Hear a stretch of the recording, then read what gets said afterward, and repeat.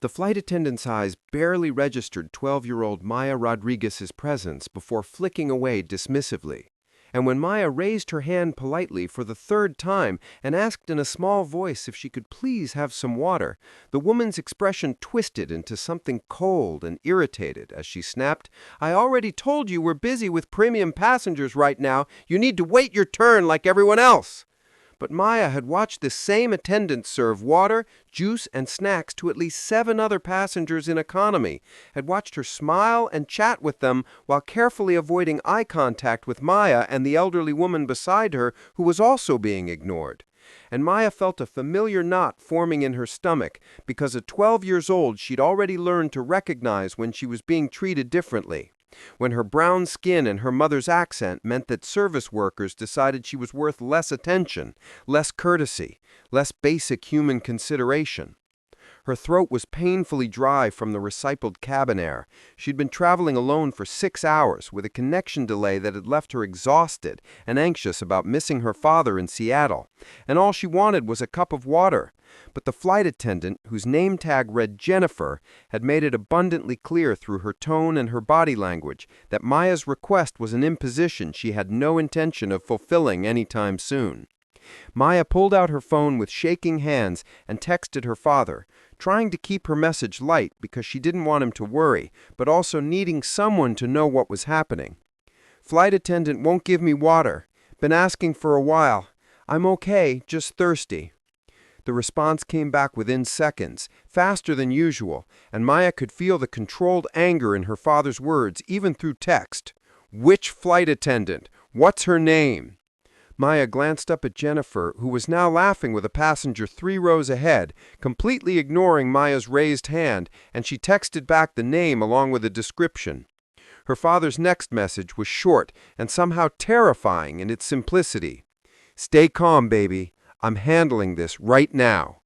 Maya didn't know what that meant, didn't understand how her father could handle anything from Seattle when she was somewhere over Montana, but she trusted him in the way that children trust their parents to make the world right even when everything feels wrong. So she put her phone away and tried to focus on the book she'd brought, though the words swam on the page and her dry throat made it hard to concentrate on anything except her growing thirst and the burning embarrassment of being so publicly dismissed. 10 minutes passed, then 15, and Maya watched Jennifer continue serving other passengers, watched her stop to take a selfie with a young white couple celebrating their honeymoon, watched her hand out extra snacks to children who looked nothing like Maya, and the message was clear. Some passengers mattered and some didn't, and Maya had been sorted into the category of people's needs could be indefinitely ignored. Jennifer arrived at Maya's seat slightly out of breath, and her voice had lost all its earlier contempt, replaced by a forced cheerfulness that sounded desperate. "Miss Rodriguez, I am so sorry for the delay. Let me get you that water right away. Would you like anything else? Snacks? Juice? A meal from first class?" Maya stared at her, trying to process the sudden transformation, trying to understand how a pilot could receive a message about her specifically, and her 12-year-old brain couldn't quite make sense of the pieces, even as she accepted the bottle of water Jennifer thrust at her with shaking hands. Mrs. Patterson, however, seemed to understand exactly what had happened, and she looked at Maya with new curiosity and something that might have been admiration. "Child, who exactly is your father?" Maya took a long drink of water before answering, her voice uncertain, because she'd never thought her dad's job was particularly important or interesting. "He works in airlines, something about operations and management. I don't really understand what he does exactly. He travels a lot and has a lot of meetings." What Maya didn't know, what her father had carefully kept from her because he wanted her to grow up normal and not defined by his position, was that Marcus Rodriguez wasn't just someone who worked in airlines. He was the chief operating officer of the entire airline group that included this carrier.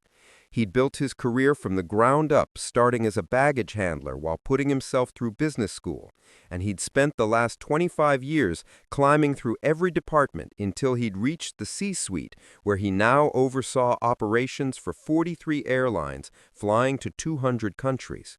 And in those 25 years, he'd never forgotten what it felt like to be treated as less than, to have doors closed in his face, to work twice as hard for half the recognition.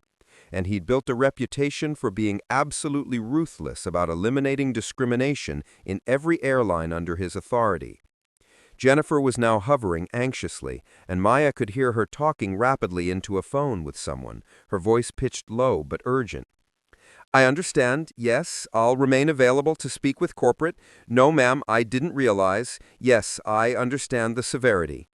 The lead flight attendant appeared, a stern-looking woman in her 50s whose expression suggested she was less than pleased with whatever situation was unfolding, and she knelt beside Maya's seat with a professionalism that Jennifer had never displayed.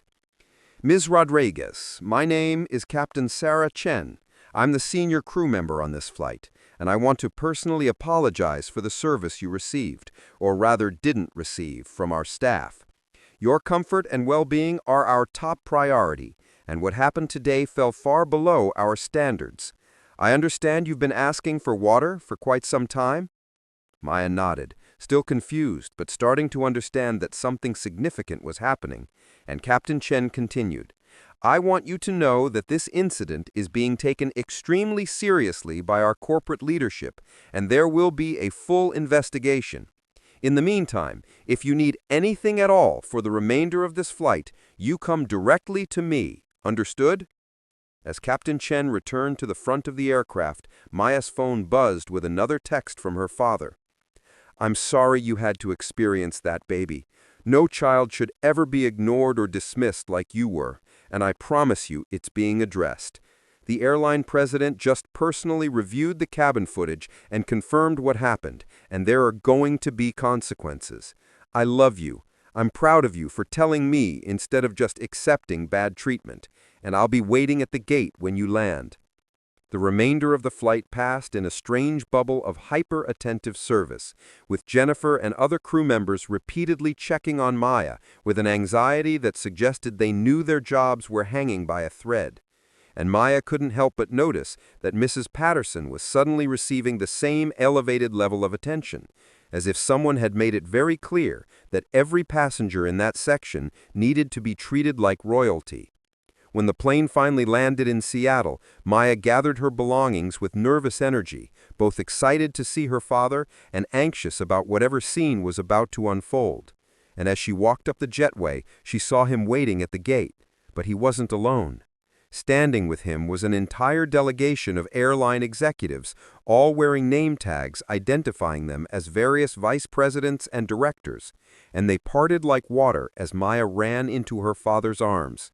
Marcus held his daughter tightly, his eyes closed as if grounding himself, and when he finally released her and turned to face the gate agent and the ground supervisor who had just appeared, his voice carried the kind of quiet authority that made everyone within earshot stand a little straighter.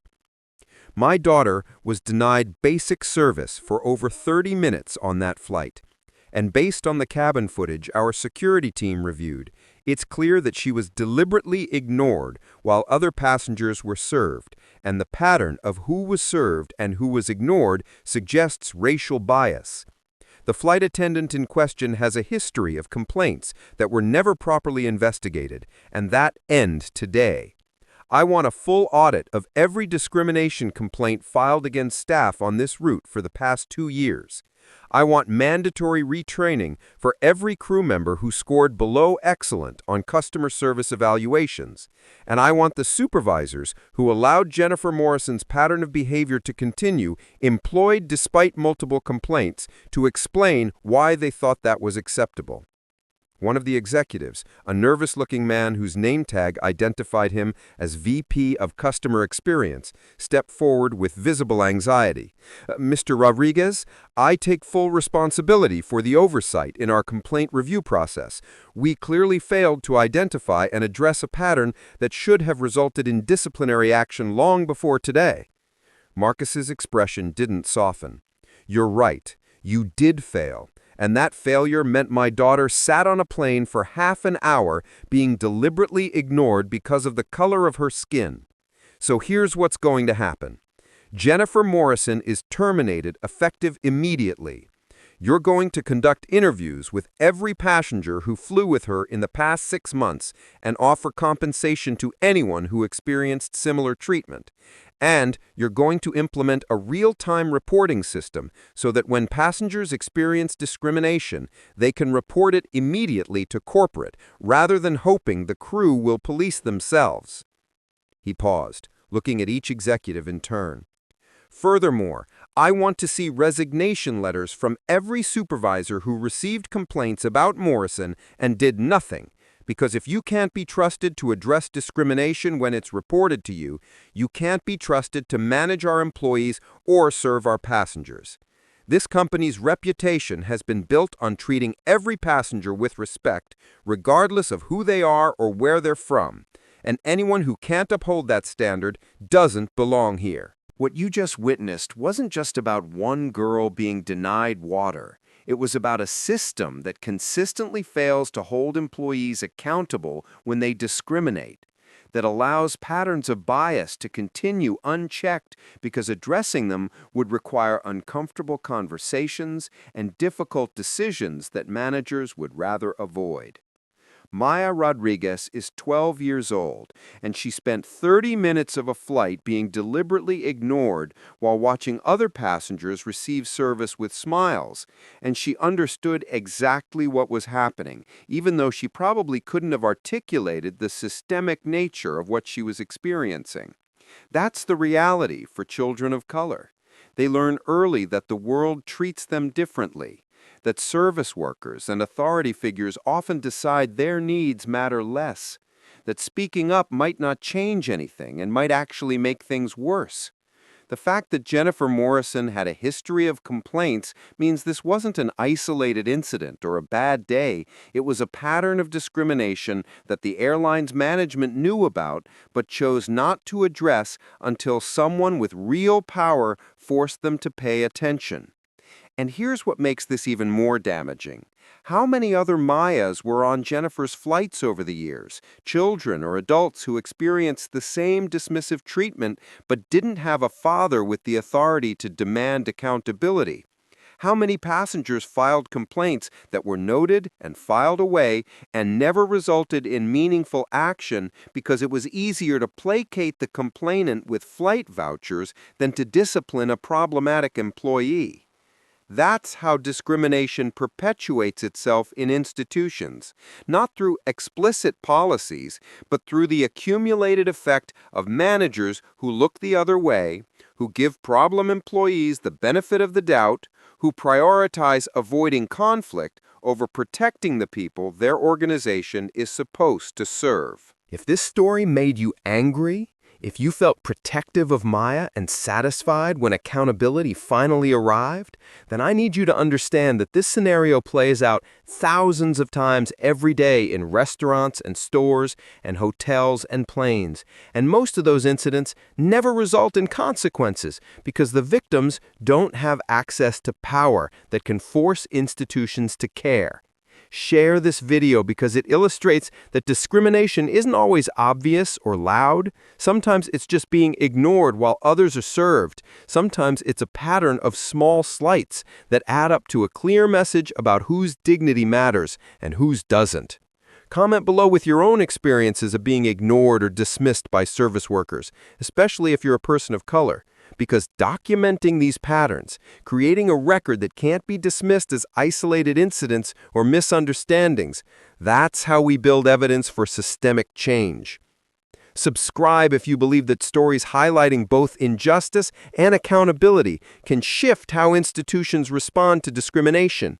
If you want to see more content that centers the experiences of people who are too often dismissed or ignored, if you think the next generation of children deserves better than what Maya experienced, and most importantly, if you're in a position of management or authority in any service industry, use this story as a reminder that complaint patterns exist for a reason, that employees who generate multiple discrimination reports are showing you exactly who they are, and it's your responsibility to believe them and act accordingly.